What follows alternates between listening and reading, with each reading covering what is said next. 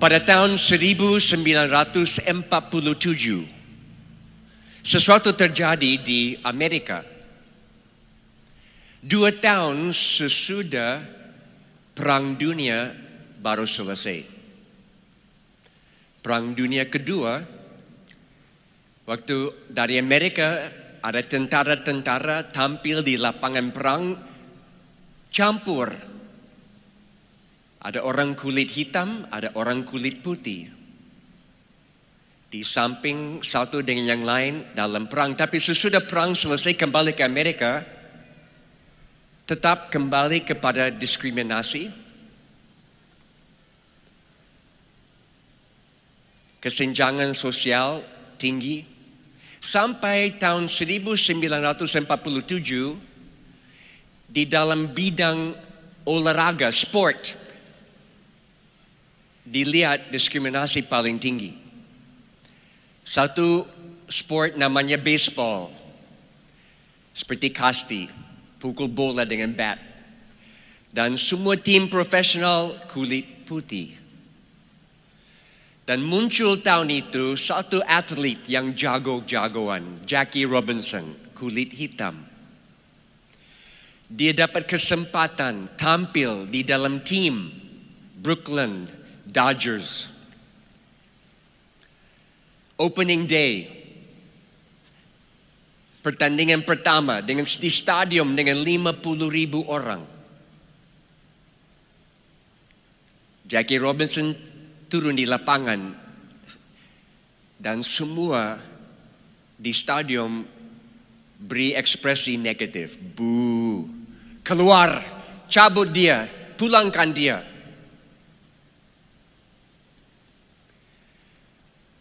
Sampai mereka susah mulai pertandingan. Ribut besar di stadium.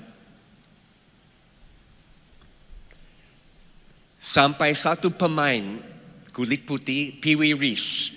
Dia jago. Dia akhirnya akan masuk Hall of Fame. Karena dia bintang pemain. Dia tinggalkan posisi dan jalan pelan-pelan menuju kepada Jackie Robinson. Dan waktu dia mendekat, semua di stadion pikir dia akan pukul dia. Tapi dia merangkul Jackie Robinson. Orang kulit putih merangkul orang kulit hitam. Dan dia putar supaya seluruh stadion bisa lihat dia rangkul Jackie Robinson. Jackie Robinson sendiri kejut.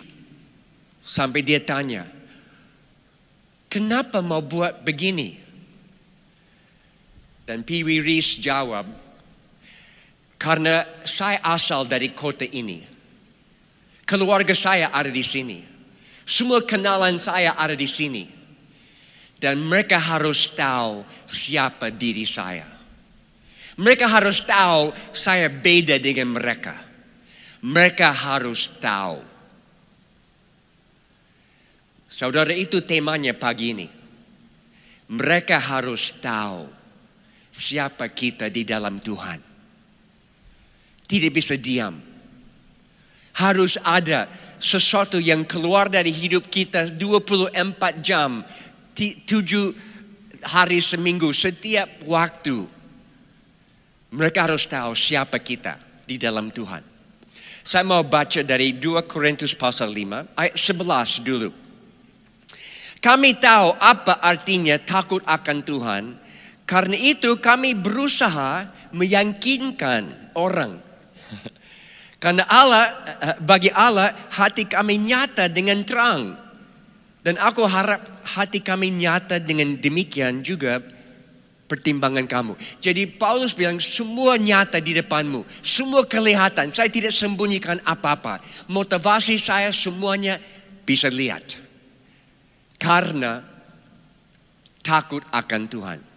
Ini pertama kita mau belajar sedikit pagi ini. Di dalam Tuhan kita punya motivasi yang baru. Tidak seperti orang lain. Karena takut akan Tuhan. Takut akan Tuhan. Apa artinya? Mazmur 19 ayat 10. Takut akan Tuhan adalah bersih atau suci. Artinya bersih. Takut akan Tuhan bersih. Apa artinya? Bukan seperti anjing. Kami piara ayam. Kami punya 1,000 ekor ayam di tempat kami. Dan ada anjing-anjing kami piara juga. Anjing kadang-kadang mau kejar ayam. Saya tidak tahu kenapa. Kenapa anjing selalu harus kejar ayam? Tapi anjing gigit ayam, dia tahu akan dipukul. Jadi dia gigit, dia tunggu, dipukul. Dia tahu akan dipukul, jangan gigit ayam. Itu bukan takut akan Tuhan. Takut hukuman waktu kita salah. Atau orang yang curi motor. Pernah motor saya dicuri di Papua. Saya tangkap orang yang curinya. Waktu saya tangkap, dia, oh maaf Pak, dia salah karena ditangkap basah dalam tindakan jahat. Jadi ya dia takut. Itu bukan takut akan Tuhan. Takut akan Tuhan artinya saya punya seorang yang saya bangun hubungan lama dengan dia. Teman sangat dekat. Dan saya rasa dia tunjukkan kasih kepada saya terus menerus. Dia berkorban untuk saya. Saya tidak mau buat apapun yang akan menyakiti hati dia. Saya tidak akan buat apapun yang buat dia malu dengan saya. Itu takut akan Tuhan. Tidak mau buat sesuatu apapun yang menyakiti hati Tuhan. Mau supaya setiap jam Tuhan memandang hidup ini dan dia senang dengan anak di sini yang dia lihat dalam diri saya. Takut akan Tuhan.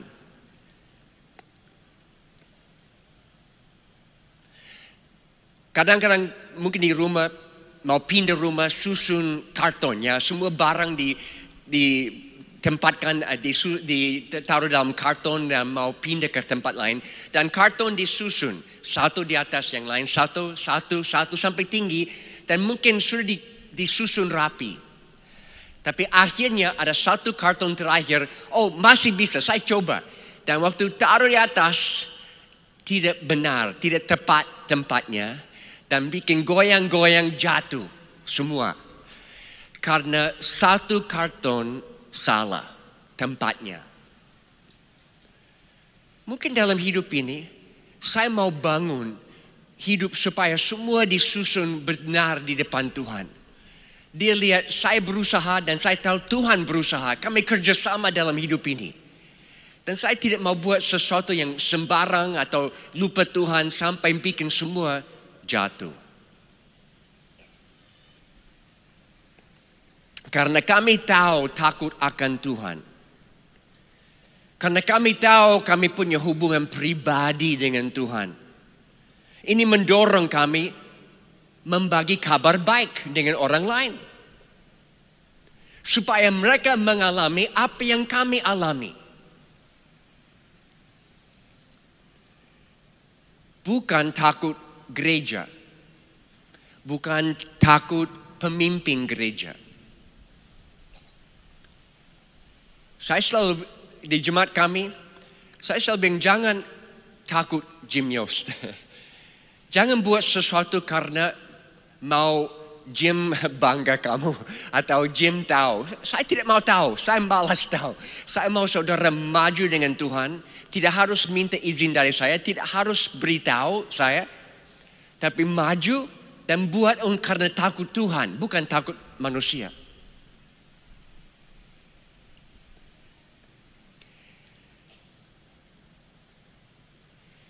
Bagi anak muda, mungkin mereka tidak mau, saya tidak mau takut siapapun. Semua mau cari berani. Tapi berani bukan emosional. Berani dibangun minggu demi minggu, bulan demi bulan, tahun demi tahun. Daud pun tidak menghadap Goliat dengan 1 detik. Keberanian itu datang dari ladang di mana dia gembalakan kambing dan domba bertahun-tahun. Sampai dia tidak takut binatang liar yang datang, dia lindungi. Dibangun. Dan takut akan Tuhan berarti saya mau taat kepada Tuhan. Nah, banyak anak muda tidak suka kata taat. Jangan minta saya taat, Jim. Taat bukan hal negatif. Ini hal positif. Mari kita taat kepada Tuhan dengan kreativitas tinggi. Siapa akan lebih kreatif taat kepada Tuhan? Siapa lebih kreatif akan buat Tuhan bangga atas hidup ini? Kami baru buat camp perdamaian di Papua minggu lalu. Sudah 2 tahun COVID tidak bisa kumpul. Baru kami dapat izin kumpul minggu lalu. Camp perdamaian sudah 14 tahun kami memelihara kesatuan. Jadi di camp ini ada anak-anak dari latar belakang agama berbeda, etnis berbeda. Dan kami buat sesuatu baru. Kami bikin masak untuk bersatu. Masak bersama bikin kita bersatu. Saudara suka nonton di televisi program-program masakan. Ada tim-tim yang masak, siapa paling enak menang, Master Chef. Kami buat Master Chef Papua. Jadi ada tim-tim campur. Kristen, Muslim, Buddha, Hindu, etnis juga pulau lain, Papua campur. Mereka ada koki-koki datang ajar mereka masakan enak dan mereka bikin untuk lihat siapa bisa menang. Tapi mereka tahan banting, mereka saling menolong, membantu sampai jadi satu. Waktu masak bersama. Siapa dapat ide itu? Bukan saya, murid saya. Dia dapat, anak muda sangat kreatif. Saya melepaskan kreativitas dengan saya bilang, taat kepada Tuhan dengan sekreatif mungkin. Bikin ketaatan hal positif. Siapa bisa lebih cepat taat kepada Tuhan? Lebih kreatif taat kepada Tuhan. Itu motivasi kita. Takut akan Tuhan. Mau buat Tuhan bangga. Sampai lihat ayat 13. Sebab jika kami tidak menguasai diri, hal itu adalah dalam pelayanan Allah. Dan jika kami menguasai diri, hal itu untuk kepentingan kamu. Ayat sebelumnya Paulus bilang, kadang-kadang orang lihat saya dan mereka pikir saya di luar kendali. Out of my mind. Gila. Saya tidak tahu di Semarang tahu istilah gila. Artinya Gila. Ya. Gerasi ingin lawatan Allah. Saya mau segila mungkin. Dan ini kadang-kadang saudara waktu kita mau buat sesuatu yang baru. Karena motivasi takut akan Tuhan. Ini akan buat kita tidak ikut apa yang ada pada umumnya. Kenapa tidak mau gelapkan uang? Kenapa tidak mau main pacar? Kenapa mau bangun hubungan dengan pendatang, dengan orang dari luar? Kenapa tidak mau meneruskan tradisi dari gereja? Puji Tuhan tradisi yang ada di Holy Stadium. Puji Tuhan. Tetapi ini waktunya COVID meloncatkan kita dalam periode baru. Masa yang baru. Kirbat yang baru. Dan tidak akan sama seperti masa yang lalu. Jadi kita tidak hanya meneruskan tradisi. Dan mungkin ada yang pikir kami gila. Tidak masuk akal. Dan tidak harus masuk akal. Waktu banyak di sini tahu, waktu kami pindah ke kota, kami mulai gereja khusus untuk anak muda yang nakal-nakal. Karena kami lihat banyak anak muda tidak masuk gereja. Mereka tidak peduli. Sekarang begitu juga. Tapi di Papua mereka banjir ke kota dari perlaman. Dan mereka baru cicipi alkohol pertama. Semua narkoba ada. Seks bebas ada. Dan mereka tenggelam di dalam semua. Jadi kami coba buat gereja yang buat sesuatu yang gereja lain tidak buat. Atau tidak mau buat atau tidak bisa buat. Holy Stadium harus selalu buat apa yang gereja lain tidak mau buat atau tidak bisa buat. belum pernah pikirkan gereja lain. Jadi waktu saya kumpul 12 laki-laki dari pinggir jalan, satu geng yang selalu minum mabuk. Mereka bertobat, ini menjadi jemaat perdana. Mereka tinggal di rumah, kami buka gereja di rumah. Berkembang sampai sekarang kami gereja terbesar di Papua. Dan kadang-kadang orang cap, kami dapat satu kehormatan, gereja orang mabuk. Saya akui waktu saya pertama kali dengar itu, saya tersinggung. Tapi lama-kelamaan saya renungkan, waktu Yesus di bumi ini, Yesus dicap apa? Makan dengan anak-anak nakal, Matius dan geng. Yesus juga diberikan cap itu, vonis itu. Kalau ini baik untuk Yesus, saya terima juga. Berarti takut akan Tuhan, kita akan buat hal-hal yang tidak masuk akal orang lain. And it's okay. Itu baik. Karena kasih dari Bapa menguasai hidup ini. Saya mau tanya hari ini saudara, apa yang menguasai hidupmu keluar dari COVID ini? Apakah kekurangan uang dengan semua produk naik harga sekarang itu kuasai hidupmu? Apakah masa depan, kuliah atau pekerjaan itu menguasai hidupmu? Mau anak muda cari kekasih, mana saya bisa dapat? Itu menguasai hidupmu? Atau kasih Kristus yang menguasai hidupmu?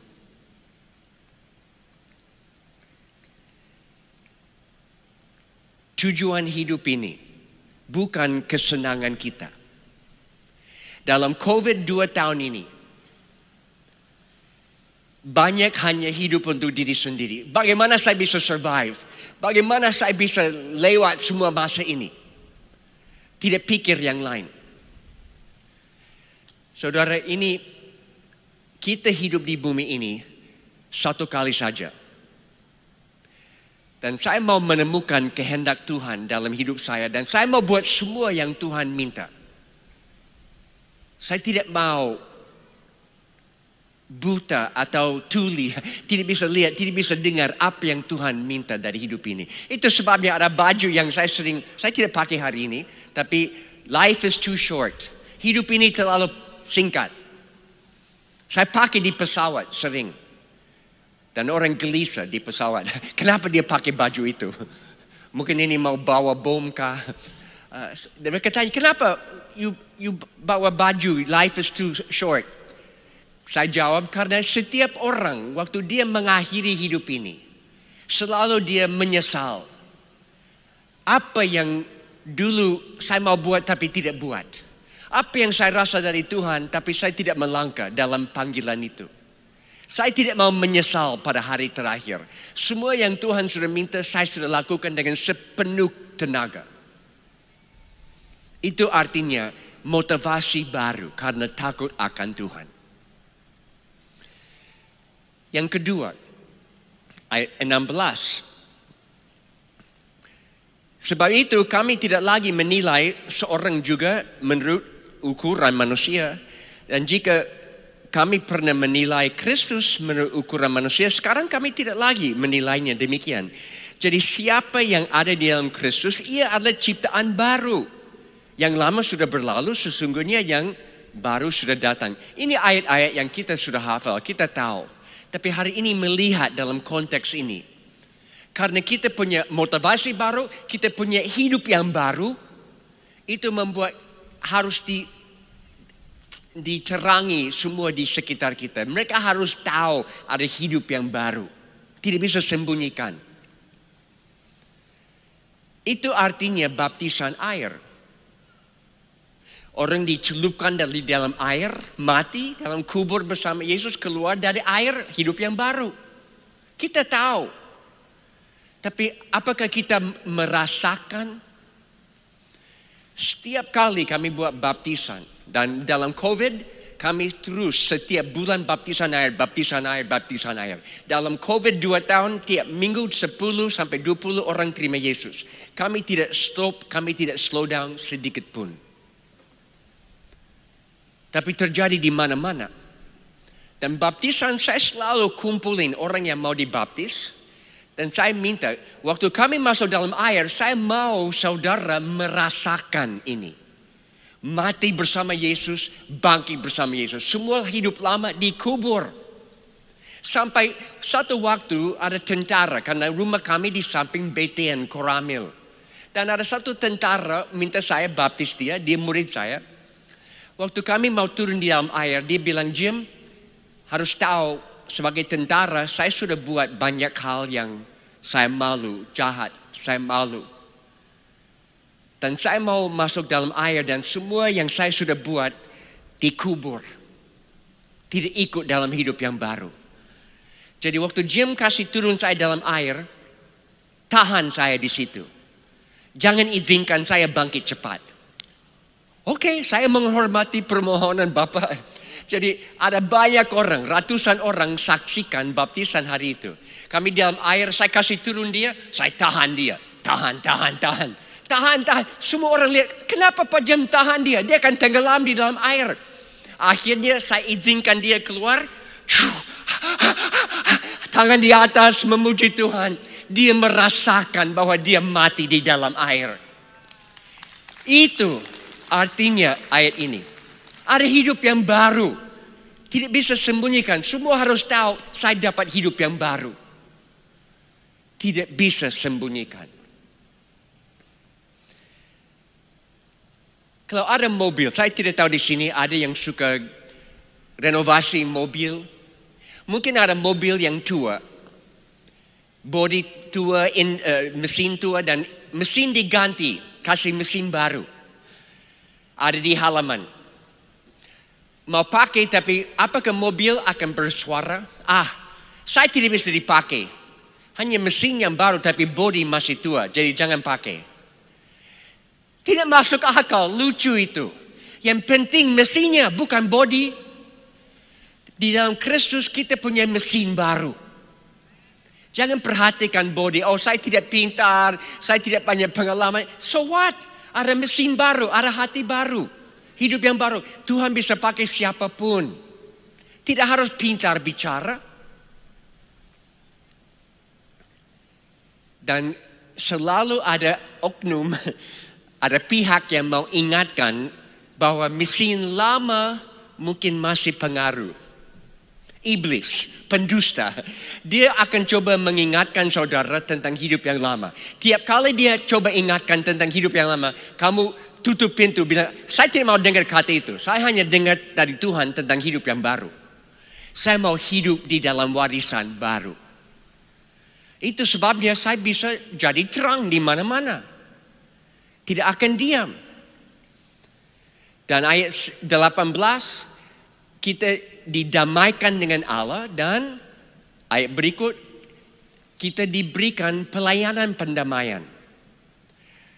Menerangi, memperlihatkan apa hidup yang baru ini.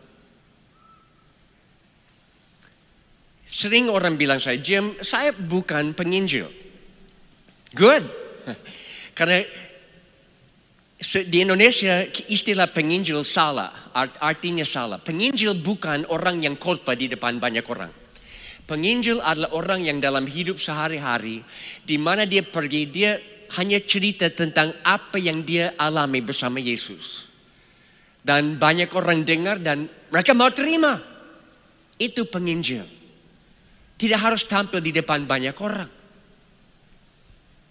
Yang penting kuasa. Kisah Para Rasul 1:8. Dan Roh Kudus akan turun dan akan membawa kuasa. Menjadikan kamu saksi. Di Yerusalem, Yudea, Samaria sampai ke ujung bumi. Roh Kudus turun memberi kuasa. Menjadi saksi. Ini tidak bilang Roh Kudus datang dan kamu masuk sekolah penginjilan untuk belajar bersaksi. Dapat Roh Kudus, dapat kesaksian. Punya Roh Kudus, punya kesaksian. Katakan sama-sama. Punya Roh Kudus. Punya kesaksian. Sekali lagi, punya Roh Kudus.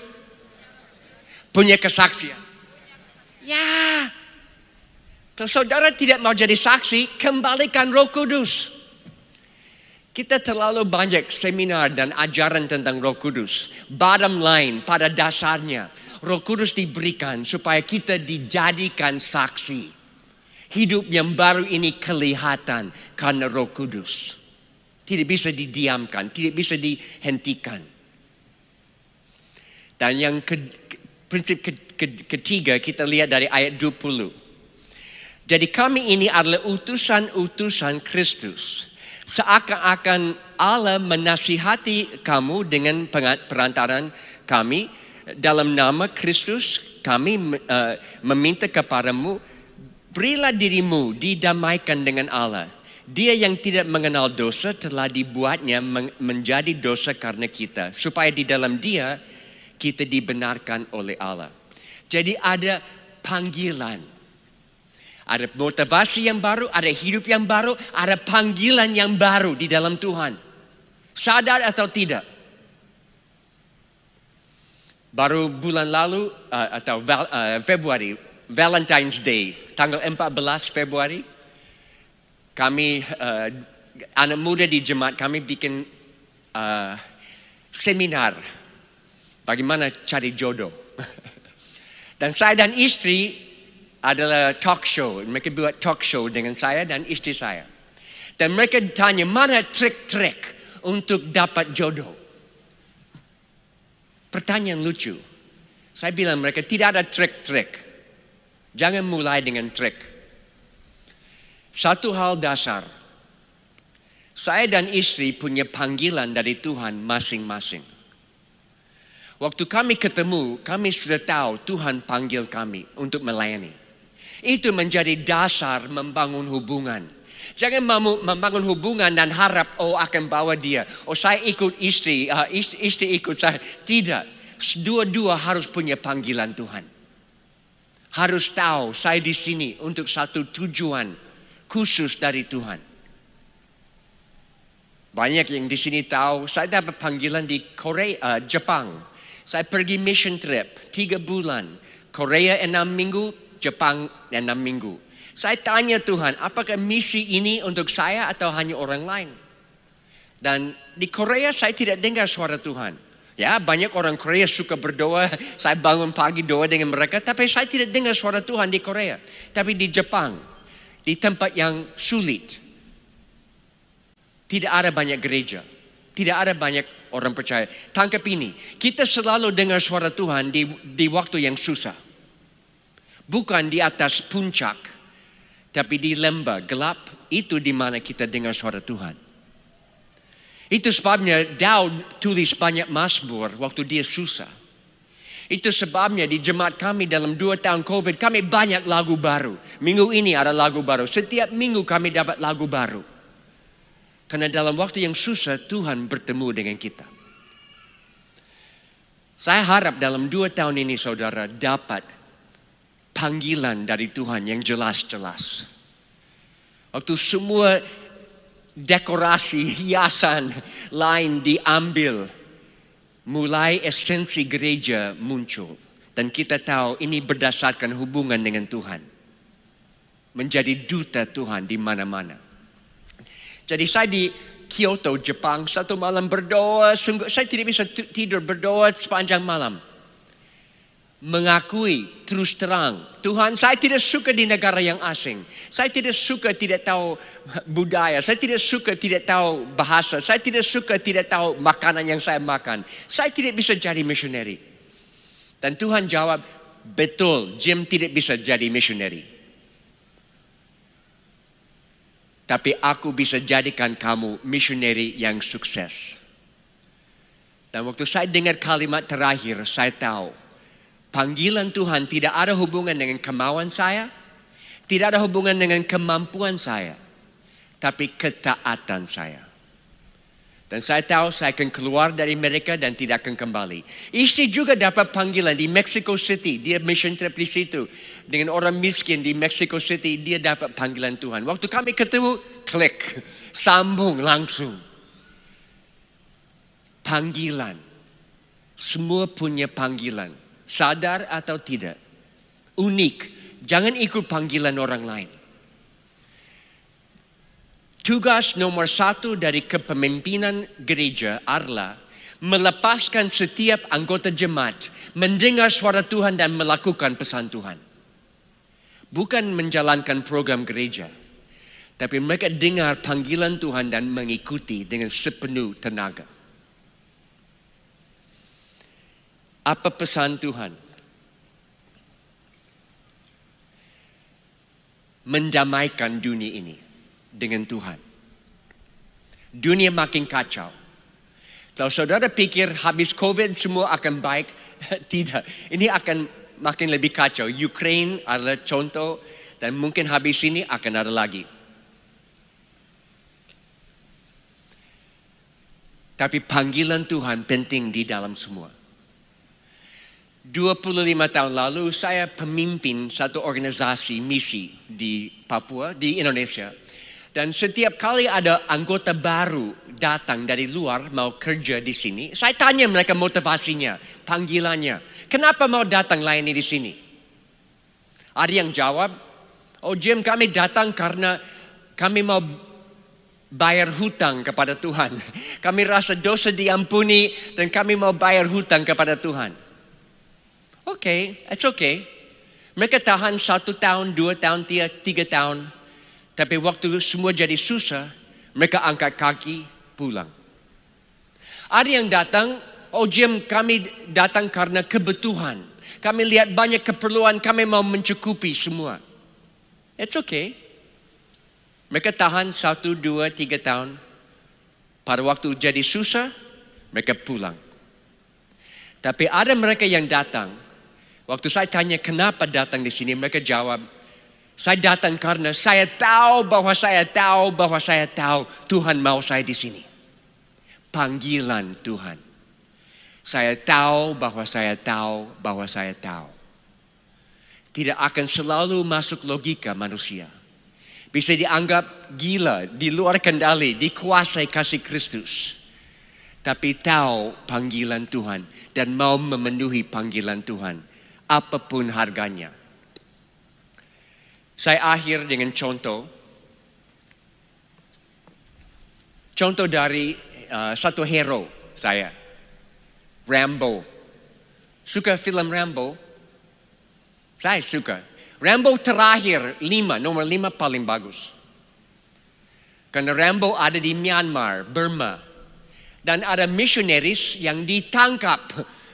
Myanmar, the Burma rebels, tangkap missionaries. Mau bunuh mereka. Dan Rambo datang, lihat, dia hidup di tengah hutan. Dia tidak mau jadi Rambo lagi. Dia mau serahkan panggilan itu. Dia hanya mau habisin hidup ini dengan enak-enak di hutan.